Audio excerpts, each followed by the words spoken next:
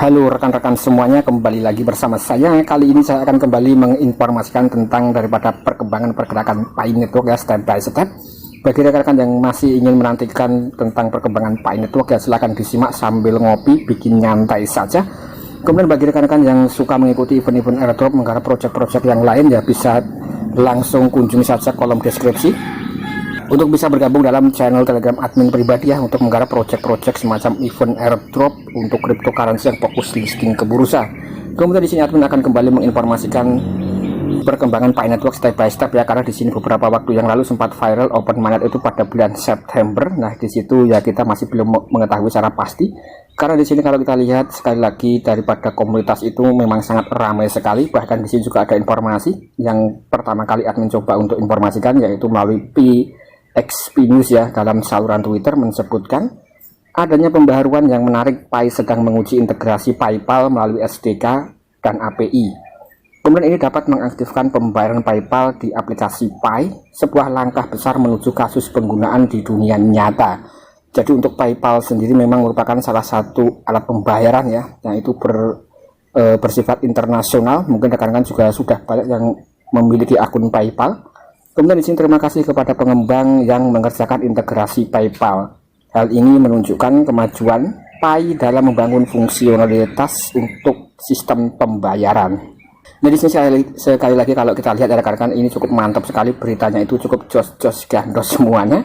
Untuk Pi Network itu memang bisa dikatakan ya salah satu project cryptocurrency nomor 1 di dunia, dan ketika benar-benar ini bisa listing, benar-benar bisa open mainnet sesuai dengan harapan para pionir-pionir semuanya, tentu semuanya itu akan bisa dipastikan banyak sekali OKB atau orang kaya baru yang mendadak kaya raya berkat koin Pi yang rekan-rekan miliki atau rekan-rekan tambang. Kemudian di sini untuk postingan daripada PX News juga cukup spesial sekali ya, karena juga langsung dikomentari oleh Bapak Hamid Prianto, salah satu CEO daripada PT Golden Diamond Harissa yang sangat viral, salah satu ekosistem Pi Network ya, yang bisa dikatakan sudah mendapatkan semacam lisensi atau mendapatkan ya persetujuan dari Korping ya, untuk bisa meluncurkan semacam testnet ataupun menuju ke open mainnet. Dan untuk daripada Golden Harissa sudah admin bahas berkali-kali ya, bahkan kita juga bisa untuk membeli semacam kendaraan berupa mobil motor di dalam PT Golden Diamond Harissa di bagian Picar. Nah, ini cukup jos gandos.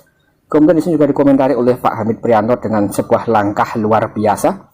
Semoga Pi Network memberikan kepastian ekosistem jaringan Pi di segala sektor. Nah, intinya di sini yang berkomentar itu bukan orang sembarangan ya.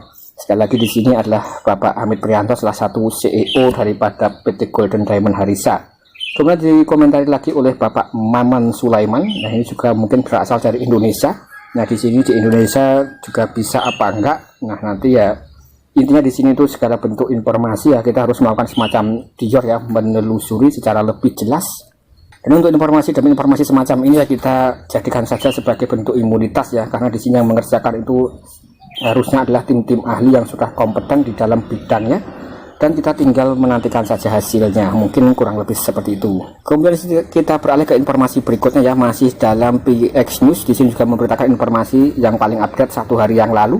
Nah, di sini disebutkan hanya sekitar 34% pasokan Pi yang terbuka sejauh ini ya.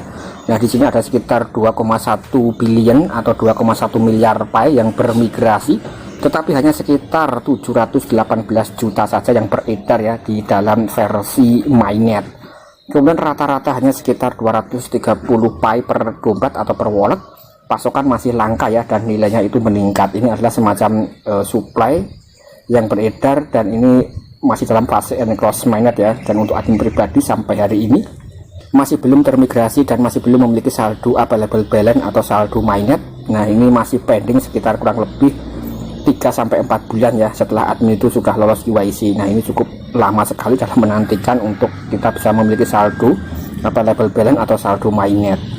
Di sini juga disebutkan ketersediaan yang terbatas menunjukkan permintaan yang mengesankan balis untuk Pi Coin ya. Nah, di sini mungkin Pi Network akan mengalami bullish atau mengalami kenaikan harga.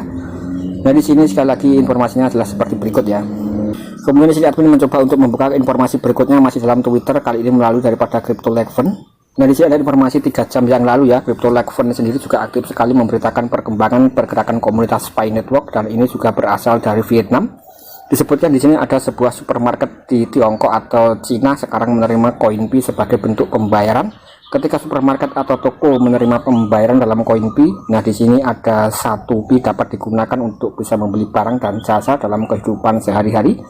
Nah, ini juga menunjukkan bahwa koin Pi berkembang dan diakui sebagai bagian dari sistem pembayaran. Kemudian di sini apakah koin Pi juga bisa berpotensi menjadi mata uang digital global dalam waktu dekat ya. Intinya di sini apakah dalam waktu dekat itu bisa terrealisasi secara nyata untuk kita bisa berbelanja dengan menggunakan koin Pi. Dan kalau kita lihat di sini itu bisa dikatakan agak sedikit berbeda sekali rekan-rekan dengan Bitcoin yang dikabarkan oleh daripada Angga Andinata, salah satu influencer cryptocurrency, yang menyebutkan bahwa negara Cina atau Tiongkok melakukan banned atau memblokir Bitcoin di negaranya karena banyak sekali aset-aset orang Cina dalam bentuk Bitcoin itu keluar negeri ya, dan itu memang dilarang oleh pemerintah Cina atau pemerintah setempat. Kemudian di sini bagaimana kasusnya dengan Bitcoin ya, apakah Bitcoin itu bisa benar-benar diakui di negara Cina atau tidak, dan apakah ini benar-benar berita yang nyata atau hanya sekedar informasi hoax atau ngeprank ya. Nah, di sini admin sama sekali belum mengetahui secara pasti, tapi rekan-rekan juga bisa melihat dalam bentuk sesi video singkat yang ada di sini ya. Di sini banyak sekali. Dan juga diberitakan melalui semacam ada mall, kemudian juga ada orang-orang yang mulai berbelanja ya, kemudian ada yang merekam. Nah, ini cukup menarik. Nah, kemudian di sini juga terlihat ya rekan-rekan dari sini apakah benar-benar ini membayar dengan menggunakan koin Pi ya. Di sini sekali lagi admin masih belum mengetahui secara pasti. Kemudian di sini juga ada informasi yang cukup menarik sekali ya, berkaitan dengan apakah Pi Network itu bisa di-exchange dalam bentuk mata uang cryptocurrency yang lain, dan berapa banyak dolar yang Anda perlukan untuk menukar koin Pi. Bagikan harapan Anda dengan kami. Pertanyaan ini memicu perbincangan yang menarik tentang persepsi nilai koin Pi dan juga potensi masa depannya sebagai mata uang yang diterima secara luas. Dan kami sangat ingin mendengar pendapat Anda dan melihat apa yang dikatakan oleh rekan-rekan para penggemar koin Pi ya. Jadi di sini kalau kita lihat intinya itu memang satu koin Pi itu belum ada harga yang resmi ya rekan-rekan. Apakah harganya itu 4,8 miliar atau 4,7 miliar ataupun 300 dolar. Intinya masih belum ada harga yang resmi dan masih dalam fase enclosed mainnet. Harganya itu bergantung daripada kepercayaan masing-masing. Dan kalau kita lihat di sini mungkin hampir mirip dengan konsep mata uang seperti US dollar ya. US dollar itu bisa dikatakan mungkin ya tidak memiliki underlying emas dan lain-lain. Nah, itu hanyalah bersifat siapa yang memiliki dolar ya itu bisa ditukarkan ya dan memiliki nilai atau harga atau value. Nah, karena di sini dolar juga digunakan di seluruh dunia, mungkin kurang lebih seperti itu. Kemudian ketika Pi Network sudah mendapatkan kepercayaan publik ya, kita mungkin ya bisa mendapatkan atau bisa berbelanja dengan menggunakan koin Pi atas dasar ya seperti kepercayaan. Kemudian kalau kita lihat Bitcoin itu juga sama halnya ya, konsepnya itu mungkin hanya seperti kepercayaan saja. Dan ketika di awal banyak sekali orang-orang yang membeli Bitcoin ya, kemudian untuk daripada Bitcoin sudah mulai terhalping terlalu dalam dan harganya meroket tajam ya. Kemudian beberapa waktu yang lalu pada tahun 2020-an ya, nah itu pada tahun 2020 sempat mengalami ambles ya untuk harga daripada Bitcoin, dan market cap-nya itu sempat mengalami penurunan bisa dikatakan hampir separuh, dari 11.000 triliun bisa menjadi sekitar 6.000 triliun ya. Dalam bentuk estimasi rupiah, rekan-rekan juga bisa dicek dalam CMC atau coinmarketcap.com. Sedangkan untuk daripada Bitcoin itu harganya bisa sangat tinggi sekali karena sudah mendapatkan kepercayaan publik, kepercayaan global ya, dan banyak orang-orang kaya yang menanamkan aset modalnya itu dalam bentuk cryptocurrency terutama Bitcoin, dan Bitcoin masih belum terkejar hingga saat ini. Kemudian di sini apakah benar-benar Pi Network itu bisa menyamai atau bisa melampaui Pi Network atau melampaui Bitcoin ya. Nah, di sini ya masih dalam tahap sepertinya di sini masih dalam tahap awal ya, dan dibutuhkan waktu yang kurang lebih ya tidak sebentar menurut admin pribadi, dan mungkin rekan-rekan juga memiliki pandangan dan pendapat yang lain.